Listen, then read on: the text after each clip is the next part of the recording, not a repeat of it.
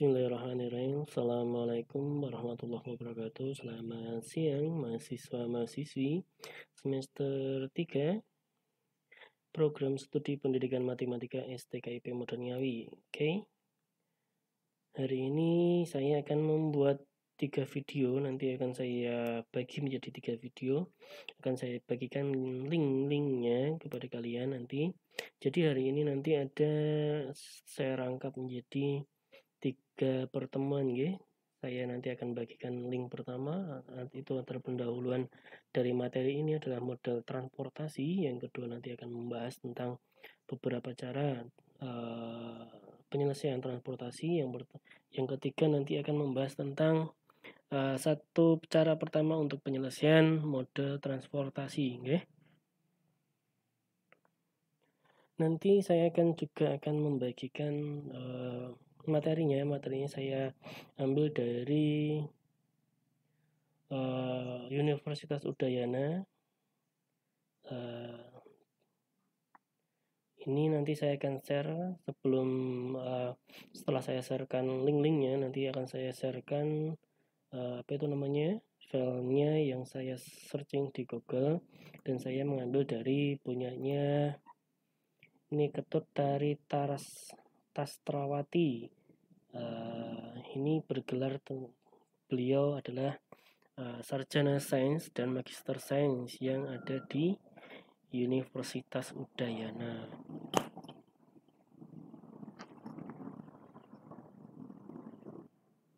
Oke, terima kasih Ibu Niketut Tari Taraswati. Saya menggunakan modul Anda untuk menggunakan mata kuliah program linear dengan bab yaitu model transportasi. Oke, kita langsung di sini ada model transportasi, terus pemecahan masalah transportasi, kasus-kasus masalah transportasi. Nanti kita akan bahas satu persatu. Nanti bisa saya selang-seling dengan materi yang saya miliki. Jadi nanti di sini saya ambil yang model-modelnya saja, terus cara pemecahan yang paling ringan saja terdahulu ya. Oke, yang pertama yaitu model transportasi. Model transportasi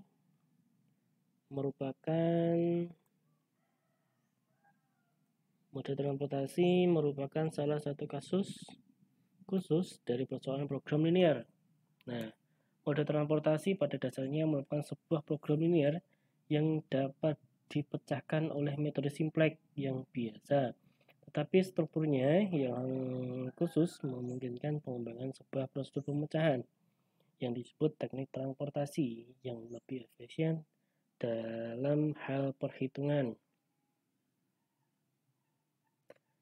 Yang pertama, definisi dan aplikasi model transportasi. Dalam bagian ini disajikan definisi dari model transportasi, kemudian menjabarkan beberapa variasi dari model ini yang memperluas ruang lingkup aplikasinya ke berbagai masalah yang lebih luas di dunia nyata.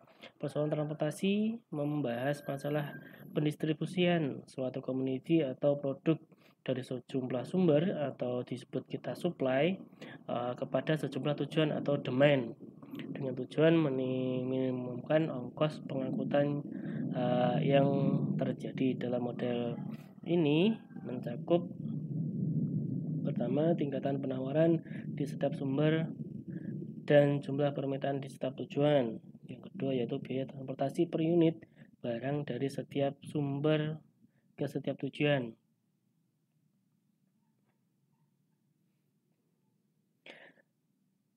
Karena hanya terdapat satu barang, sebuah tujuan dapat menerima permintaan dari satu sumber atau lebih. Tujuan dari model ini adalah menentukan jumlah yang harus dikirim dari setiap sumber ke setiap tujuan sedemikian rupa sehingga biaya transportasi total diminimumkan.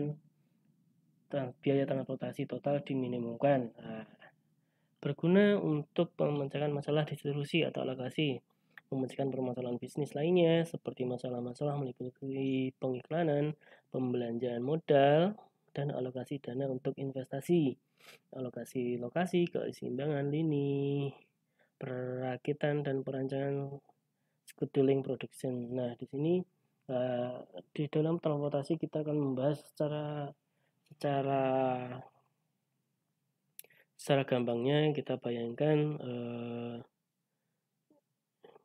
di sini atau di Ngerambi itu ada sebuah pabrik yang memproduksi satu ataupun dua macam barang, di mana satu atau dua macam barang itu akan didistribusikan ke berbagai tempat, di mana yang pertama yaitu di Madiun, di Magetan, di Ngawi, di Nganjuk, di Kediri. Nah, di situ kan pasti adanya jarak-jarak tempuh ya.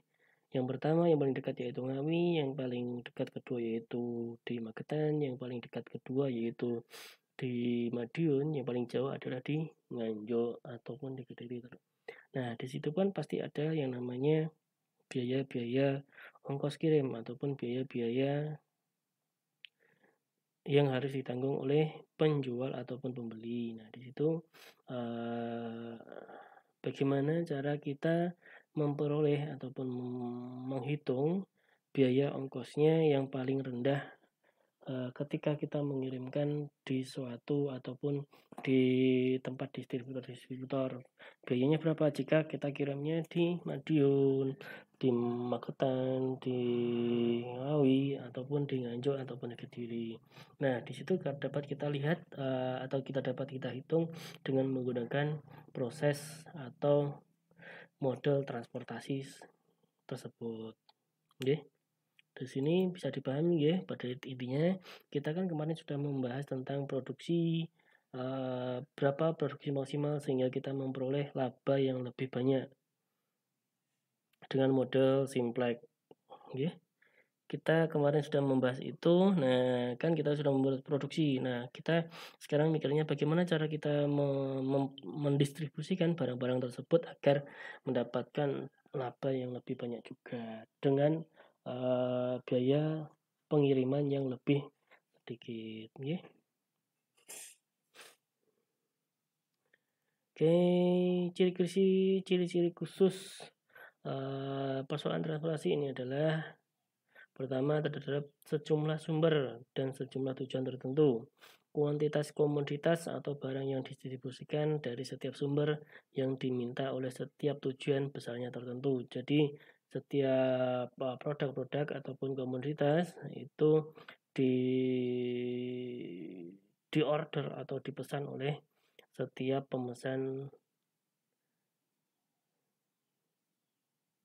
diminta di setiap tujuan besarnya itu tertentu, enggak setiap saat itu sama. Komoditas yang dikirim atau diangkut dari suatu sumber ke suatu tujuan besarnya sesuai dengan permintaan dan atau kapasitas sumber. Selanjutnya yang keempat yaitu ongkos pengangkutan kapasitas dari suatu sumber ke suatu tujuan besarnya tertentu. Nah, selanjutnya yaitu gambar di bawah ini memperlihatkan sebuah model transportasi dari sebuah jaringan dengan M sumber dan N tujuan. Sebuah sumber dan tujuan diwakili dengan sebuah node busur yang menghubungkan sebuah sumber dan sebuah tujuan mewakili rute pengiriman barang tersebut. Jumlah penawaran di sumber I adalah AI dan permintaan di tujuan C adalah BC. Biaya unit transportasi antara sumber I dan tujuan C adalah CIJ dan XIJ, mewakili jumlah barang yang dikirimkan dari sumber I ke tujuan C. Maka model program linier yang mewakili masalah adalah sebagai berikut. Di sini kita sudah melihat bagaimana sumber atau unit supply yaitu A1, A2, A3 itu bisa mengirimkan kepada tujuannya yaitu B1, B2, dan B3. Nah, di sini kan dapat mendistribusikan di berbagai tempat. Yang A1 itu mendistribusikan ke B1, B2, dan B3. A2 juga ke B1, B2, dan B3. Demikian juga hingga yang 3 juga mendistribusikan ke B1 dan B2 dan B3 transportasi ini diketahui secara umum sebagai berikut. A1 yaitu jumlah suplai pada sumber I. Jadi AI itu A1, A2, dan A3 itu jumlah suplai pada sumber I. Dan BJ jumlah permintaan pada tujuan J. BJ itu ini B1, B2, dan B3. CIJ adalah harga satuan transportasi antara sumber I dan tujuan. Jadi C11, C11, dan X11, terus C22 dan X22 sampai CMN dan XMN ini adalah harga satuan transportasi antara sumber I dan tujuan C. Ini adalah perhitungan biaya ongkos kirimnya. Okay. Dengan demikian, maka formulasi program linier adalah sebagai berikut. Minimumkan dari Z sigma I sama dengan 1 sampai M, sigma J sama dengan 1 sampai N, di mana CIJ dikali XIJ dengan batasan yaitu sebagai berikut. Nah, kelompok batas yang pertama menetapkan bahwa jumlah pengiriman dari sebuah sumber tidak dapat melebihi penawarannya. Demikian pula kelompok batasan kedua mengharuskan bahwa jumlah pengiriman ke sebuah tujuan harus memenuhi permintaannya. Mungkin tabelnya seperti ini. Dalam bentuk tabel dapat disajikan sebagai berikut. Nah, ini sumbernya dan ini tujuannya. Nah, C11, C12, C1N, ini adalah ongkosnya, ongkos pengirimannya. Oke. Mungkin itu yang bisa saya sampaikan untuk pertemuan yang pertama. Nanti saya akan selanjutkan di pertemuan kedua. Oke.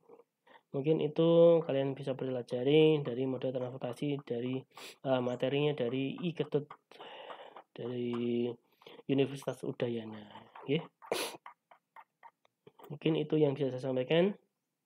Jangan lupa isi absensi online di link yang saya lampirkan nanti. Oke. Saya tutup. Assalamualaikum warahmatullahi wabarakatuh.